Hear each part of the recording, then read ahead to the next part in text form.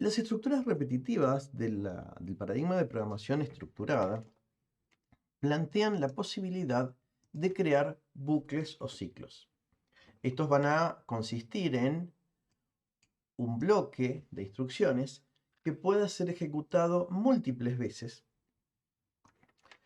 de forma tal que podamos indicar, en algunos casos, cuántas veces queremos que se repita el bloque, o en otros casos, indicar una condición que nos indique si el bloque debe ser repetido. Esto nos delimita tres tipos de ciclos.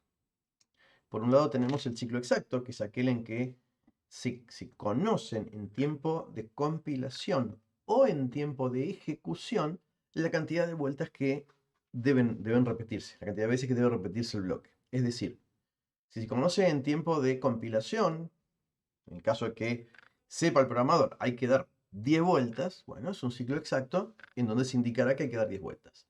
Pero también puede utilizarse este ciclo cuando se conoce durante la ejecución en una variable o con el tamaño de una estructura de datos que la cantidad de vueltas debe estar regida por ese valor, el valor de una variable o el tamaño de una estructura de datos. En estos casos también se puede aplicar el ciclo exacto.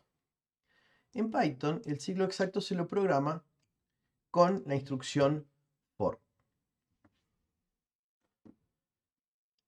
La instrucción for es bastante particular.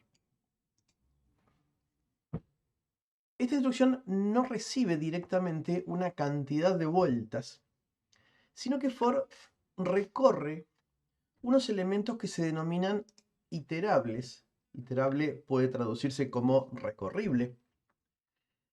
De forma tal que for va a repetir un bloque, va a dar una vuelta por cada elemento contenido en ese iterable. ¿Pero qué son los iterables? Básicamente son variables que de alguna manera le indican al for cuántas vueltas tiene que dar y le dan una secuencia de valores para que el for reciba y asigne en su variable de control. ¿De qué manera? Tenemos iterables, por ejemplo, con las cadenas. Una cadena, una variable de tipo string, es iterable ella misma, de forma tal que el for puede solicitar recorrer la cadena. En este caso, el ciclo for va a dar una vuelta por cada carácter que la cadena contenga. Y en cada vuelta, el ciclo for va a asignar en su variable de control cada una de las letras que la cadena contenga. Otro tipo de datos que ofrece Python que es iterable es el de los rangos. Se obtiene un rango con la función range. Range devuelve una secuencia de números enteros desde un inicio hasta un final. Se puede indicar una secuencia desde 1 hasta 10, desde menos 5 hasta más 5, o los extremos que querramos, opcionalmente indicando un salto, de forma tal que el ciclo for reciba en cada vuelta un número natural que se irá incrementando en forma constante, hacia arriba o hacia abajo, con el salto que indiquemos. De esta manera el ciclo for va a dar una vuelta por cada elemento del rango. El caso más habitual, sin embargo, es el de indicar un rango con un solo número. Ese número indicará la cantidad de vueltas. Y el for recibirá en cada vuelta primero el número 0 y luego todos los números enteros hasta el número anterior al rango, al extremo del rango. Pero también el ciclo for puede recorrer estructuras de datos, por ejemplo, una tupla o una lista.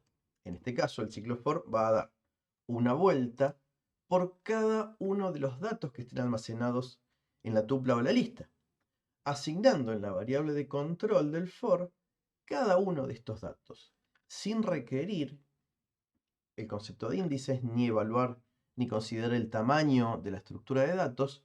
El for automáticamente va a asignar en su variable de control cada uno de los elementos en forma secuencial. Primero el elemento que está en el casillero, en el índice 0 de la lista, luego en el casillero 1 y así sucesivamente hasta llegar al final. Y corta cuando efectivamente recorrió todos los elementos de la lista o de la tupla. Y en el caso de otras estructuras de datos, también puede recorrer cada uno de sus elementos. Por lo tanto, esta instrucción for es muy potente y muy versátil. Su sintaxis es, sin embargo, muy simple. Solamente hay que indicar la instrucción for, la variable de control, la que va a ser asignada y reasignada en cada vuelta, y luego la cláusula in con el iterable que estemos queriendo recorrer. Esa iterable puede ser una variable de tipo cadena, una llamada a la función range que nos devuelve un rango, puede ser el nombre de una lista, de una tupla o de alguna otra estructura de datos, y existen algunas otras variantes además de todas estas. Luego, el ciclo for tiene el bloque que tiene que repetir. En este caso, el bloque, como en cualquier otro bloque del lenguaje, va a ser una secuencia de instrucciones. Puede contener, obviamente, estructuras condicionales, estructuras repetitivas adentro, anidadas al ciclo for. Y el bloque se indica su final volviendo la indentación hacia atrás.